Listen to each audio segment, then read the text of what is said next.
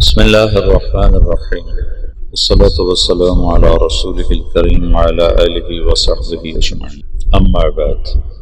ایک ہی راستہ شروع سے رسول اللہ صلی اللہ علیہ وسلم تک اللہ تعالیٰ نے اپنایا، اس میں کوئی دوسرا راستہ ہمیں نظر نہیں آتا۔ علماء ہر دور میں تھوڑے ہوتے ہیں اور اس دور میں اور بھی تھوڑے تھے، ایسے مدارس نہیں تھے، ایسے کھلے عام علم کا نظام نہیں تھا، علماء تو بہت تھوڑے، اور اس دور میں بھی تھکے سے تھکا عالم بھی کوئی دنیا کا طلبگار نہیں ہوتا تھا۔ ابو ظبی سے ایک عرب آیا، پروفیسر تھا معاشیات کا، اس نے مجھے پکڑ لیا، کہنے لگا یا تم مجھے پاگل سمجھتے ہو یا بچہ سمجھتے ہو، جاہل۔ میں نے کہا کیا ہوا؟ کہ مجھے 1 مہینہ ہو گیا ہے، میں روز 6 نمبر سنتا ہوں، تمہارے پاس اور کوئی چیز نہیں سنانے کی؟ ریاض الصالحین 6 نمبر اور کوئی چیز نہیں ہے، مجھے پاگل سمجھا، تم مجھے جاہل سمجھا، میں ڈاکٹر ہوں PhD۔ جب ان کا غصہ اتر گیا تو میں نے کہا یہ آپ کو کسی نے غلط بتایا کہ تبلیغ کا موضوع علم کی کثرت ہے؟ 40 دن میں آپ کیا علم سیکھ سکتے؟ 40 سال بھی لگائیں تو تھوڑے۔ علم کا موضوع تو صفات میں ترقی ہے، ایمانیات میں ترقی ہے، اور صفات کی ترقی محسوس نہیں ہوتی۔ آج میں نے آپ کو نئی حدیث سنائی، آپ کو پتہ چل گیا، لیکن آپ پہلے سے صبر میں آگے بڑھے اس کا تو آپ کو نہیں پتہ چل سکتا۔ صفات کی ترقی غیر محسوس ہوتی ہے، پتہ نہیں چل رہا ہوتا۔ درخت روزانہ بڑھتا ہے، کبھی محسوس ہو؟ آپ کے سامنے بڑھ کے پورا پودا پورا درخت بن جاتا ہے، آپ کی گود کا بچہ کھیلتے کھیلتے کھیلتے کھیلتے کھیلتے جوان ہو جاتا ہے، لیکن کبھی پتہ نہیں چلتا کہ آج 1 انچ بڑا ہے، آج 2 انچ بڑا ہے، آج ½ انچ بڑا ہے، آج 4 انچ بڑا ہے۔ وہ روزانہ ترقی کرتا ہے۔ ایمانی صفات آہستہ آہستہ ترقی کرتی ہیں، نظر نہیں آتی، اور تبلیغ میں نکلنے کا موضوع صفات میں ترقی ہے، نہ کہ علم میں ترقی۔ علم کے لیے مدارس ہے، صفات میں ترقی کے لیے مجاہدے ہیں، ناگواریاں ہیں۔ تو تبلیغ کا جو موضوع ہے وہ صفات میں بڑھوتری۔ میں ایک سفر کر کے آیا 1 مہینے کا، بہت زندگی کا اوکھا ترین سفر تھا وہ۔ تو میں رائمنڈ میں ایسے بیٹھا تھا، 3 چلے کی بات، تو ایک میری 18 سال عمر تھی، تو ایک صاحب میرے پاس بیٹھے تھے، کہنے لگے بیٹا کہاں سے آئے ہو؟ میں نے کہا جی میں ادھر گیا تھا قصور کی طرف، 1 مہینے کا سفر۔ کیا سیکھا؟ کیا سیکھا؟ کچھ نے کہ کیا سیکھا؟ اور جو میرے ساتھ گئے تھے سب ان پڑھ، سارے ان پڑھ، امیر بھی ان پڑھ، اور روزانہ لڑتے تھے۔ عجب لڑائی تھی، جماعتوں میں لڑائی ہوتی ہے سالن اچھا کیوں نہیں بنایا، وہ لڑتے تھے سالن اچھا کیوں بنایا، اس پہ لڑتے تھے۔ آج آلو زیادہ کیوں ڈالیں، آج دال زیادہ کیوں ڈالیں۔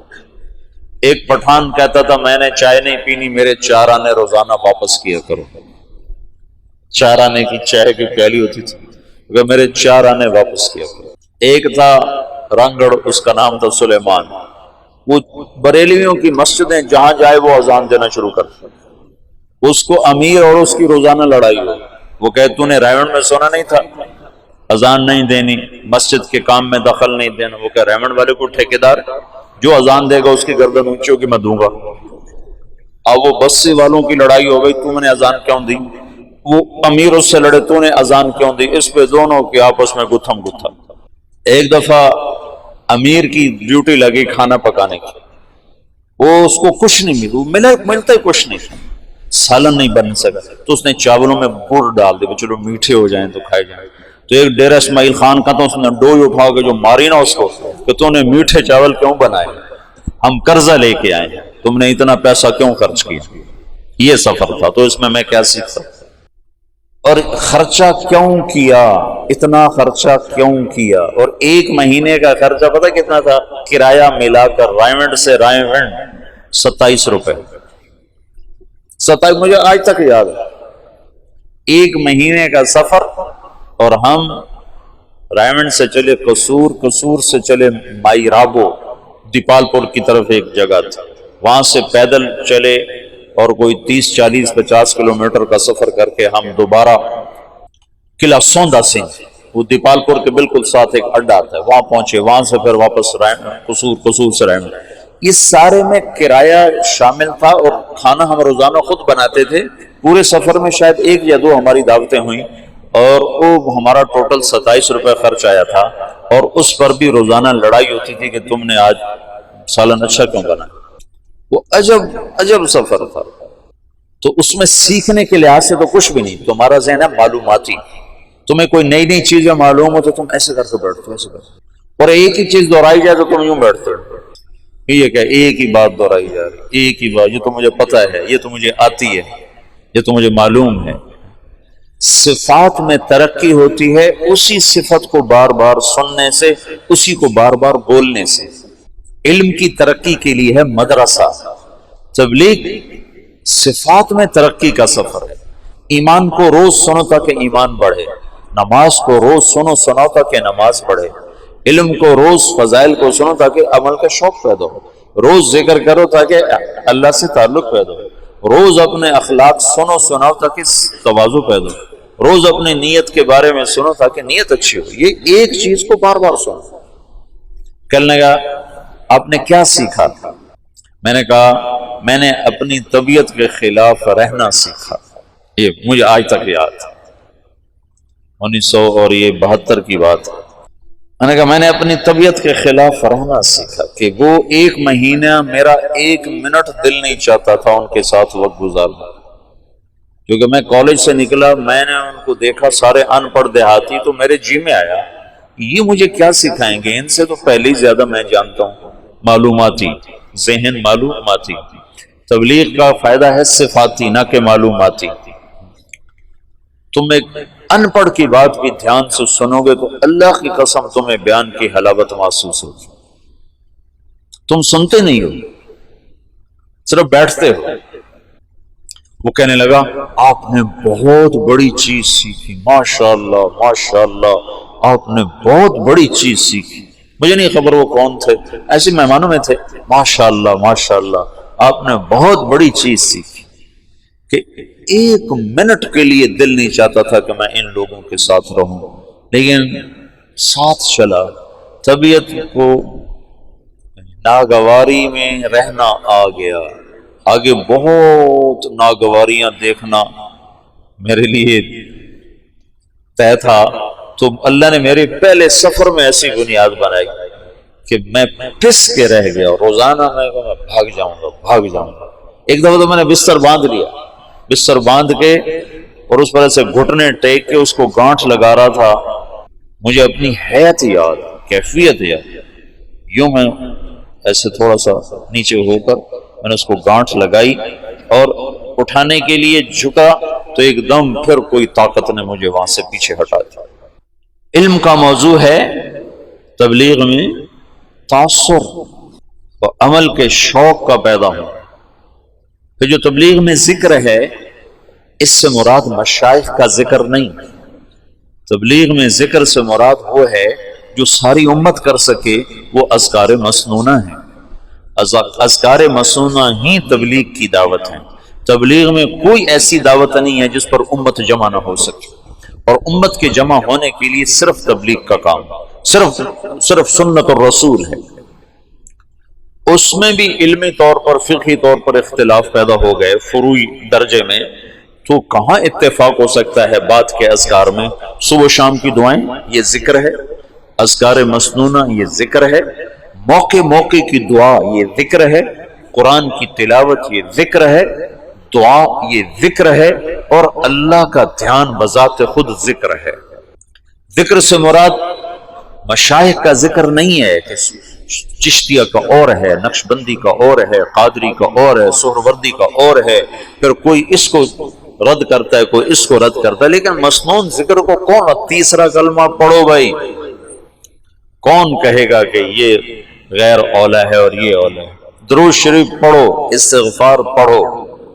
اس میں مولا منظور نعمانی رحمت اللہ علیہ نے لکھا ہے کہ کتنے ظلم و ستم کی بات ہے کہ مشائخ کے ذکر کو ذکر سمجھتے ہیں اور رسول اللہ کے بتائے ہوئے ذکر کو ذکر ہی نہیں سمجھتے، اور مشائخ کا ذکر کرنے کے لیے تو اہتمام سے بیٹھتے ہیں، اور رسول اللہ کا ذکر کرنے کے لیے اہتمام نہیں کرتے، حالانکہ مشائخ کے ذکر میں ولایت کا نور ہے اور میرے نبی کے بتائے ہوئے ذکر میں نبوت کا نور ہے۔ کہاں نور نبوت، کہاں نور ولایت، کہاں سورج، کہاں ستارہ؟ ستارہ تو نظر ہی نہیں آتا۔ میں صبح شام کی دعاؤں کا اہتمام کرتا ہوں جب سے میں نے ادب المفرد پڑھی 1974 سے۔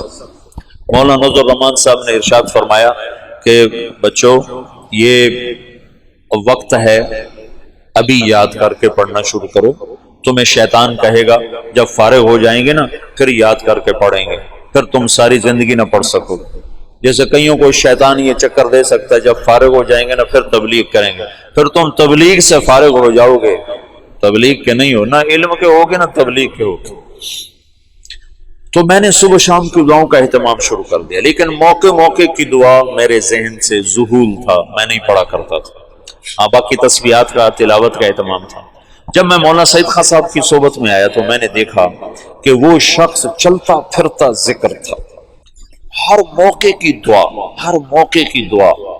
تو پھر میں اس کے بعد موقع موقع کی دعائیں، مجھے اللہ کا فضل ہے بہت سی یاد تھیں، کچھ یاد نہیں تھیں، تو پھر میں نے اس کا ان کو دیکھ کر مجھے یہ تھا، میں ان کے ساتھ ایسے داخل ہوا۔ 1985 میں وہ تشریف لائے پاکستان، ان کو سعودی حکومت نے ان سے وہاں کی سعودی جنسیہ نیشنلٹی واپس لے لی، ان سے تحریر کروا رہے تھے کہ تم لکھو کہ میں تبلیغ نہیں کروں گا۔ ان کا میں یہ نہیں لکھتا، کہ پھر ہمارا پاسپورٹ واپس کروں گا، یہ تمہارا پاسپورٹ۔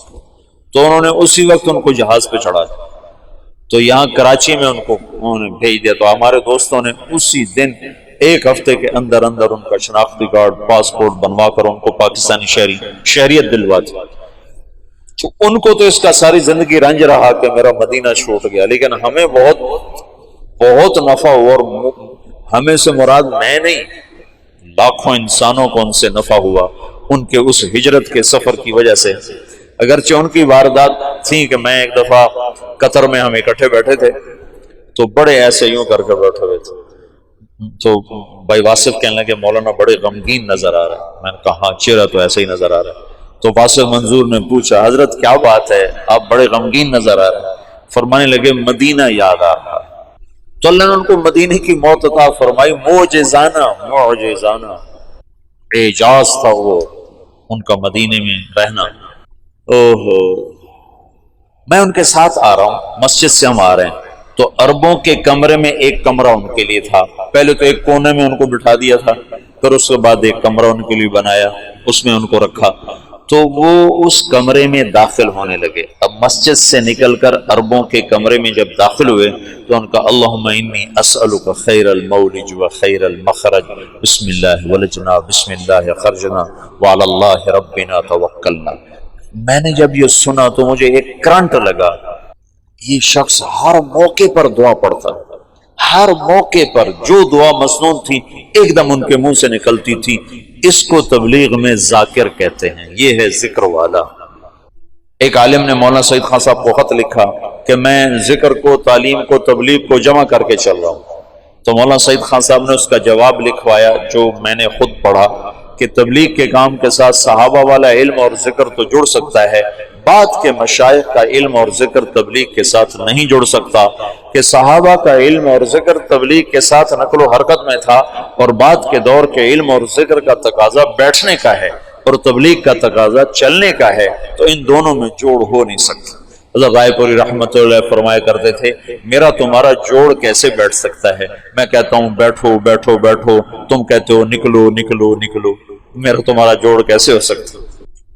تو ذکر سے مراد ذکر مسنون ہے، ذکر دعا ہے، ہر موقع کی دعا تمہاری زبان پر اپنے آپ جاری ہو جائے۔ حسن حسین میں ایک نظر ڈال دو، تم سارے عربی پڑھے ہوئے اور ماشاءاللہ سارے اچھے ذہن کے بچے ہو، چند دن اہتمام کرو گے پھر تمہیں اسکو یاد ہو جائے۔ مولانا کو دیکھ کر میں موقع موقع کی دعاؤں کا عادی ہوا، ورنہ پہلے عادت نہیں تھی، صرف کھانے کی دعا، سونے کی دعا بس۔ لیکن ان کو دیکھا کہ ہر موقع پر دعا پڑھتے تھے، ہر موقع پر دعا پڑھتے تھے، یہ ذکر ہے۔ نظام الدین میں ہم تھے تو وہاں اب بھی سورہ یاسین کا ختم ہوتا ہے، مغرب کے بعد پھر دعا ہوتی ہے، پھر اس کے بعد کاروزاری ہوتی ہے۔ تو میں مولانا کے ساتھ تھا وہاں، نظام الدین بھی رہا میں کافی عرصہ مولانا کے ساتھ۔ 1 مہینہ پورا ساتھ رہا. تو دعا شروع ہوئی تو میں بھاگ کے گیا. مولانا زبیر صاحب نے دعا کروائی تھی. دعا سے فارغ ہو کر میں کمرے میں آیا. میں نے کہا آپ دعا میں نہیں شریک ہو. کہنے لگے جو چیز صحابہ کے دور سے ثابت نہ ہو میری طبیعت اس کی طرف چلتی نہیں، میری طبیعت اس کی طرف چلتی نہیں. یاسین کا ختم، اس کے بعد دعا. یہ مشائخ کا ترتیب تو ضرور ہے تو اس کا انکار نہیں ہے، لیکن میری طبیعت ادھر چلتی ہے جو چیز صحابہ سے ثابت ہے، امت اس پہ جمع ہو سکتی. تو تبلیغ کا ذکر، یہ 3 تسبیحات، صبح شام کی دعائیں، موقع موقع کی دعا، اور یہ ہاتھ اٹھا کے دعا مانگنا اور قرآن کی تلاوت، یہ ذکر ہے. چوتھے نمبر کا منتہا ہے کہ تم برے کے سامنے، برائی کے سامنے، برا کرنے والے کے سامنے صبر کر جاؤ، چپ کر جاؤ. یہ اس کی ابتدا ہے. اور اس کی انتہا ہے کہ تم اس کے ساتھ وہ کرو جو اللہ کہتا ہے باللتی ہی احسن، باللتی ہی احسن فاصدق صدیقک ان صدقت صداقتا. یہ علامہ دمیری نے ایک شعر نقل کیا ہے بڑا خوبصورت. آخری مصرع میرے ذہن سے نکل گیا کہ دوست کے ساتھ دوستی نبھا اور دشمن کے ساتھ وہ کر جو اللہ کہہ رہا ہے باللتی فإذا الذی فادفع عدوک باللتی فإذا الذی فاصدق صدیقک ان صدقت صداقتا فادفع عدوک باللتی فإذا الذی. یہ جملہ اس شاعر کی فصاحت کی چوٹیوں کو بیان کرتا ہے نا کہ اس نے آیت کو کیسے فٹ کیا ہے. فاصدق صدیقک ان صدقت صداقتا فادفع عدوک باللتی فإذا الذی. واہ کیا کمال کرتا کہ یار سے یاری نبھا. یہ ہے اخلاق کا ابتدائی درجہ، چوتھے نمبر کا ابتدائی درجہ. اور چوتھے نمبر کا اعلیٰ درجہ کیا ہے؟ فادفع عدوک باللتی فإذا الذی فإذا الذی بینک وبینہ عداوۃ کأنہ.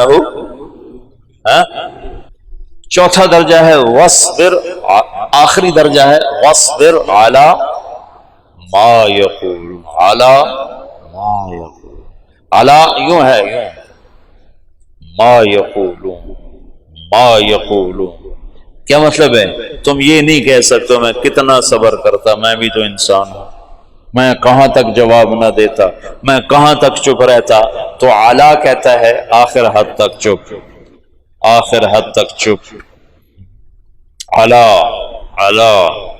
آخری حد تک چپ، آہ نہ کر، چپ ہو جا بس. وصبر اعلیٰ جو بھی آئے، جہاں سے آئے، کیسا ہی زہریلا اور کڑوا آئے، خاموش. چوتھا نمبر میں نے تمہیں بہت بیان کیا، اگرچہ اس کو جتنا بھی بیان کیا جائے تھوڑا ہے، لیکن جتنا تمہاری زندگی میں ضروری ہے میں نے اس کو بہت بیان کیا. تم کرنے والے بنو تو جتنا کچھ بتایا جا چکا ہے وہ کافی ہے، نہ کرنے والے بنو تو سارا قرآن پڑھ کے بھی تم جھٹک دو تو کون روکنے والا ہے. کہ انسان کی خوبصورتی اس کے اخلاق کے ساتھ. اور یاد رکھنا ہمیشہ، میں نے تمہیں کئی دفعہ بتایا، اخلاق بد اخلاقی سے جنم لیتے ہیں، اخلاق بد اخلاقی سے جنم لیتے ہیں. تبلیغ میں تمہیں لوگ ملیں گے، کوئی تمہاری تربیت کے چکر میں ہوگا، کوئی تمہاری اصلاح کے چکر میں. یہ صرف تبلیغ کی بات نہیں، تم گھر میں اپنوں سے، غیروں سے، بہت سوں سے تمہیں ناگواریاں. وَلَتَسْمَعُنَّ وَلَتَسْمَعُنَّ، یہ ہو کے رہے گا. وَلَتَسْمَعُنَّ مِنَ الَّذِينَ أُوتُوا الْكِتَابَ وَالَّذِينَ أَشْرَكُوا أَذًى كَثِيرًا، أَذًى كَثِيرًا. اب اوت الکتاب اور اشرکو کو نکال دو، اپنوں کو یہاں کھڑا کر دو. اپنوں سے تمہیں سننا پڑے گا، اپنے سے چھوٹے سے بھی، بڑے سے بھی، برابر سے بھی، آشنا سے بھی، نا آشنا سے بھی. اور اس پر کرنا کیا ہے؟ وَإِن تَصْبِرُوا وَتَتَّقُوا فَإِنَّ ذَلِكَ مِنْ عَزْمِ الْأُمُورِ. اپنے ظاہر کو خوبصورت بناؤ اچھے اخلاق کے ساتھ، اپنے ظاہر کو خوبصورت بناؤ صاف ستھرے لباس کے ساتھ بھی اور صاف ستھرے اخلاق کے ساتھ. لباس بھی قیمتی نہ پہنو، اچھا صاف ستھرا پہنو. ہمارے اخلاق ایسے نہ ہو کہ کوئی تم سے نفرت کرنے لگ جائے، بھاگنے لگ جائے. 5واں نمبر تصحیح نیت ہے۔ مولانا الیاس صاحب کے الفاظ دیکھو، تصحیح النیہ، تصحیح باب تفعیل سے ہے جس میں تکرار ہوتا ہے، اور تکرار کا مطلب یہ ہے کہ کبھی بھی تم اخلاص کا دعویٰ نہیں کر سکتے، یہ ہر وقت بگڑتا ہے، تم ہر وقت ٹھیک کرتے رہتے ہو۔ تصحیح، ہر وقت ٹھیک کرتے رہنا اپنی نیت کو، کہ یہ مختلف شکلوں میں آ کر بگڑتی رہتی ہے، بگڑتی رہتی ہے، بگڑتی رہتی، تم ہر وقت اسے ٹھیک کرتے رہو، کرتے رہو، کرتے رہو۔ تو اخلاص کا ادنا درجہ یہ ہے کہ جب ریاکاری کا دھیان آئے تو تم استغفار کر کے اسے ٹھیک کرو، اور اعلیٰ درجہ یہ ہے کہ اللہ کے سوا کوئی تمہاری نظروں میں نہ جچے نہ سمائے۔ جب یہ فتوحات صحابہ کا دور آیا نا، حیات الصحابہ میں ہم پڑھ رہے تھے، تو مولانا ظاہر شاہ صاحب فرمانے لگے، یہ بتاؤ اتنے ملک فتح ہوئے، اتنا مال غنیمت آیا، تو ان میں اخلاص باقی کیسے رہا ہو، کیسے رہا ہو؟ تو اپنے طور پر ہم کو دلیلیں دینے لگے، لیکن کوئی بات وزنی سمجھ میں نہ آئی۔ پھر مولانا نے ہمیں ایک مثال دی، مثال کہ ایک آدمی جب بھینس خریدنے جاتا ہے تو دودھ پہ اس کی نظر ہوتی ہے، حالانکہ گوبر کا بھی بہت فائدہ ہے۔ اب ہم نے تو گوبر سے وہاں اپنا گیس کا پلانٹ چلایا ہوا ہے، ہمارے دیرے میں جتنی وہ چولہے میں آگ جلتی ہے وہ لکڑی کی نہیں ہے، ہمارا وہ پیچھے 7 بھینسوں کا باڑا ہے، تو اس میں ہم نے وہ گوبر کا پلانٹ لگایا ہوا ہے، اس میں روزانہ 2 من گوبر ڈالتے ہیں، 2 من پانی ڈالتے ہیں، سارا دن ہمارا چولہا جلتا ہے اللہ کے فضل سے، سارا دن وہاں اس گیس سے ہمارے کھانے پکتے ہیں، مہمانوں کی سیوا ہوتی ہے۔ تو گوبر بھی فائدے دے رہی ہے، لیکن دودھ لینے بھینس خریدنے والا بھول کے بھی نہیں پوچھتا گوبر کتنا دیتی، کوئی پوچھتا ہے کہ دودھ کتنا دیتی؟ ان کا یہ 10 سر دیتی، کہاں ٹھیک ہے لے لو۔ یہ سدھپور گئے تو وہاں ایک الیاس نوجوان ملا کہ میں نے ایک بھینس مقابلے میں پیش کی، پورے پاکستان میں اول آئی میری بھینس، اس نے 34 کلو دودھ دیا، تو پورے پاکستان میں اول ہے، 4 لاکھ میں بھی اسے نہیں بیچا، 4 لاکھ میں بھی نہیں بیچا۔ تو جو بھینس لینے جاتا ہے وہ صرف دودھ پہ نظر رکھتا ہے۔ صحابہ پر آخرت اتنی کھل گئی تھی کہ ان کی اور نظر جاتی ہی نہیں تھی کسی طرف، اس قدر آخرت مستحضر ہو گئی تھی۔